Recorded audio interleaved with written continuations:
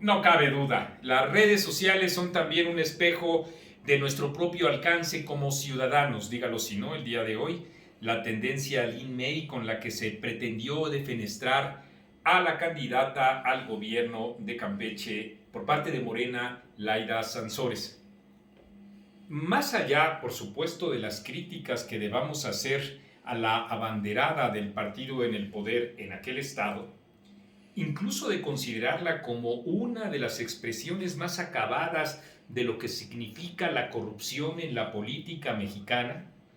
asociarla a ella con la vedette Lin May para enfatizar en su rostro o en sus características físicas nos parece en la revista, etcétera, deleznable. La crítica está en donde debe estar y es precisamente en los actos públicos de los personajes públicos, más allá de su condición de género y más allá, por supuesto, de su propia apariencia física.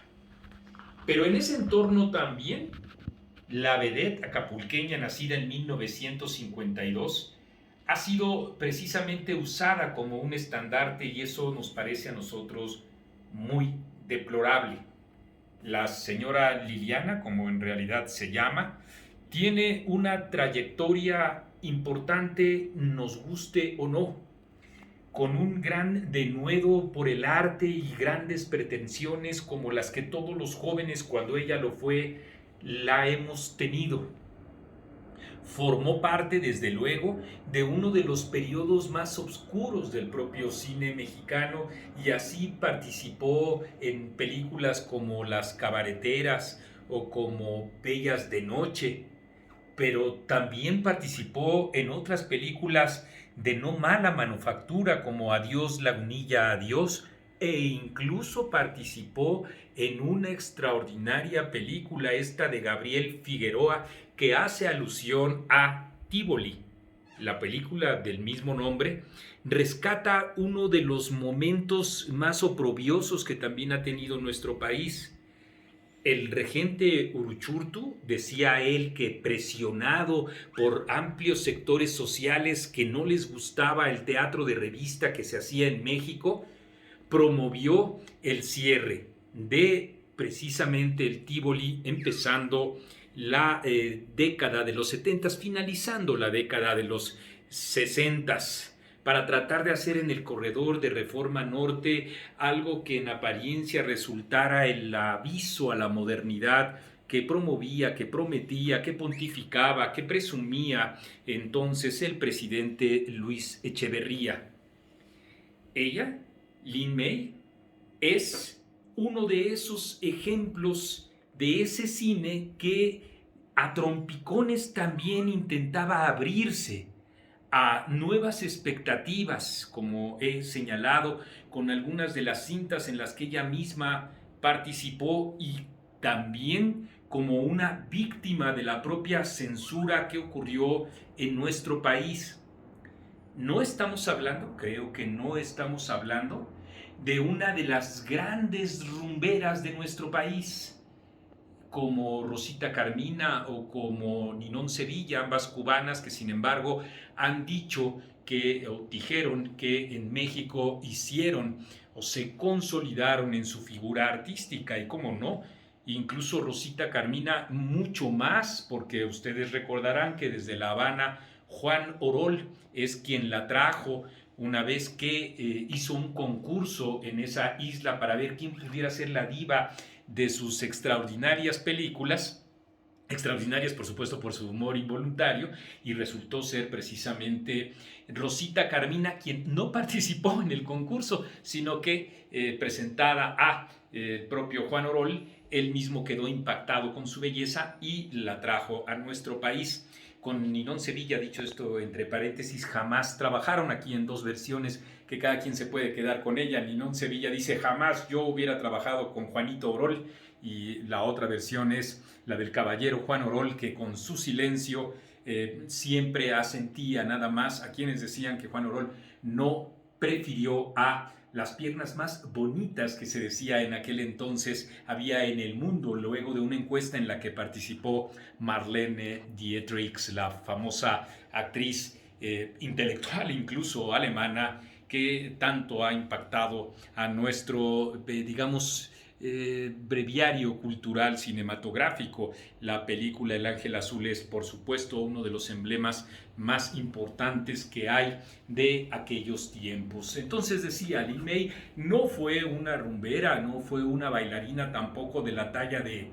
Yolanda Montes Tongolele, quien por cierto también participó en el Tívoli. Mucha gente piensa que ahí es donde debutó, no es así, pero por supuesto que ahí se consolidó como la gran bailarina exótica, que fue el aporte que Yolanda Montes Tongolele le da a nuestro propio lenguaje. Ustedes deben saber que la palabra exótica, hasta antes de Yolanda Montes Tongolele, la de los ojos amarillos y verdes, que de tan verdes y amarillos eran o podían parecer azules, según decía ella de sí mismo, hizo a nuestro propio idioma. No era tampoco cantante de ópera. Ella misma, Lin May, dijo que quería hacer o en algún momento actuar en Bellas Artes cantando así, en otras tesituras vocales de las que ella creía que sí podía hacerlo. No tuvo tampoco un éxito musical más allá del a mí me gusta lo que a ti te asusta, a mí me gusta lo que te disgusta. No lo tuvo, por supuesto, ni remontó con mucho el ser la acapulqueña de carnes frondosas y de bailes exuberantes tahitianos, y que pues en realidad orientales también en general, y que en realidad solo significó, eso sí, una estrella más dentro de la constelación de otras vedettes que sí fueron también como ella o estuvieron más o menos como ella en su presencia pública. Wanda Sykes, por ejemplo, o antes también con esa misma versatilidad Rosy Mendoza. ¿Cómo no señalar a Rosy Mendoza? Incluso, como no señalar también su más reciente actuación, me parece que de 2016, ahí ayúdenme ustedes buscando en Google, con la de Bellas de Noche, que es, digamos, el nombre con el que se alude a una película previa, de muchos años previos, a lo que significó el documental, en donde también sale otra de las grandes vedettes, Olga Brinskin. Pero esa es la trayectoria de Lin May, ese es el punto que me parece en su propia dinámica de la vida artística. Ella quiso detener el tiempo, tuvo una situación muy malograda. Ella misma ha platicado que parece que lo que le inyectaron en el rostro fue aceite. Yo jamás haría alusión al respecto si no fuera que ella misma ya públicamente ha señalado esa situación tan desafortunada que ocurrió con una cirugía en su rostro. Imagínense ustedes, para hacerle más hermosos los pómulos, cuando en su momento, cuando ella muy jovencita, los tenía ya lo suficientemente pronunciados, por supuesto, en una consideración que en mi caso es plena y absolutamente subjetiva, pero respetuosa, eso sí, siempre de ese tipo de trayectorias, y que me parece es importante lo tengamos en cuenta al momento de emplear este tipo de calificativos o este tipo de desplantes discriminatorios en contra de una persona que vivió una tragedia personal que fue tanta que incluso ella misma, a pesar de tener 3 hijas, como una motivación para la vida, llegó a pensar en cortarse la misma vida. Tal suerte que quisiéramos en etcétera contribuir, sí, en estos mismos tiempos de remanso, de reposo y si se puede también de reflexión, para considerar que este tipo de ataques en nada enriquecen a nuestra propia formación personal y menos tampoco a nuestro intercambio público. Si tengo la suerte, porque me sentiría honrado y agradecido de que en estos momentos me estuviera viendo Lin May, le mando un cariñoso abrazo, un reconocimiento y también una gratitud. Ella a los 22 años, que fue cuando empezó a debutar, ya a trabajar en el propio cine y en los distintos teatros, también fue sujeto de mis propios devaneos de adolescencia. Muchas gracias, señora.